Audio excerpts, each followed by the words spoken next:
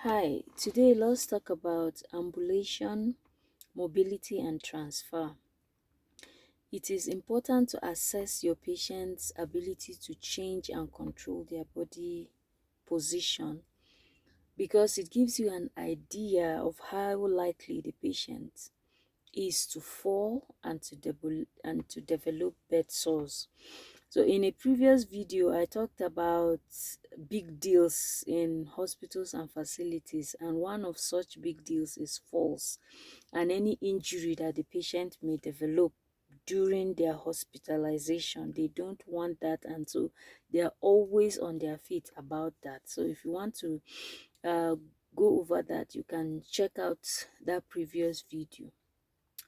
Now, there are many assessment tools that are used to assess a patient's mobility, a patient's ability to ambulate, and how a patient should be transferred. There are many versions of it. One of them is bedside mobility assessment tool, that's BMAT. Now, there are very many versions of these kinds of tools, but I'm just going to use one just to give you an idea of what I'm trying to talk about here. So for that BMAT, it has 5 levels. The first level is the patient is on the bed. The patient cannot leave the bed, is a bed rest. The second level is the patient can sit at the edge of the bed with minimal assistance. Third level is the patient can stand and take a few steps with minimal assistance.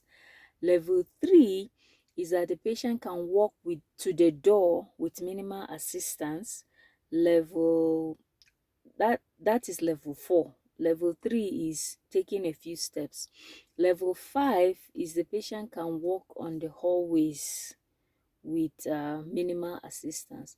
Now, these bedside mobility assessment tools help us to determine the appropriate equipment and staffing that our patients can be used to move safely. So take note of the two words, equipment and staffing.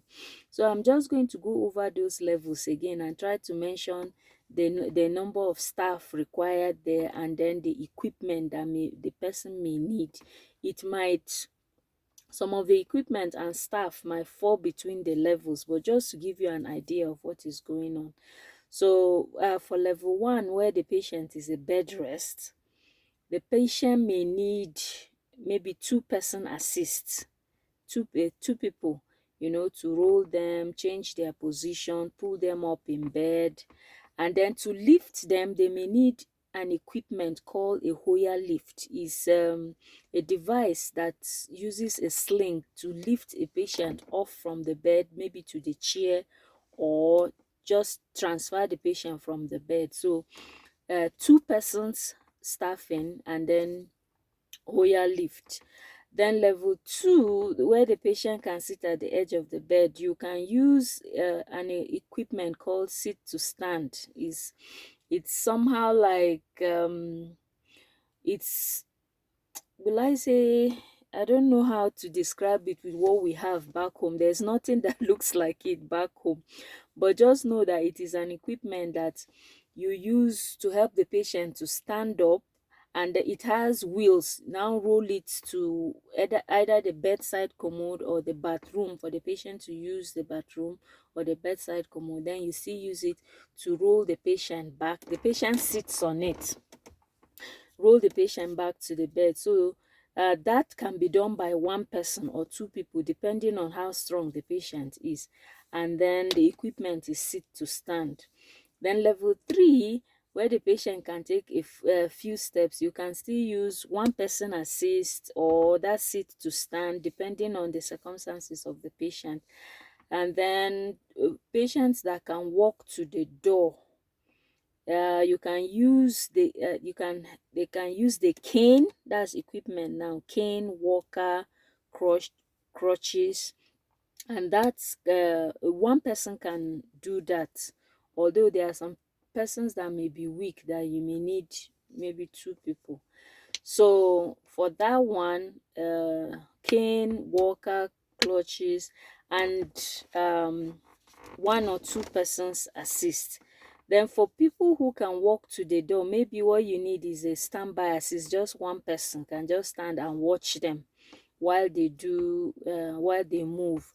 Now, I want to quickly talk about some circumstances. If the patient is attached to a ventilator, there are times where you will need a respiratory therapist to be present whenever you need to move the patient. And then another thing is that consider for the patients that can use the seat to stand, or you can move into a wheelchair or a recliner or any of those chairs that the patient may move to. Consider the fact that the patient may not be weight bearing status on one or both of their legs. So if that's the case, you modify your help and the number of staff. Now, there are different devices they use for transferring patients, either from bed to bed or bed to stretcher, bed to wheelchair, bed to chair. So there are so many different types of them. So take note of what is used in your facility and ensure that you use it.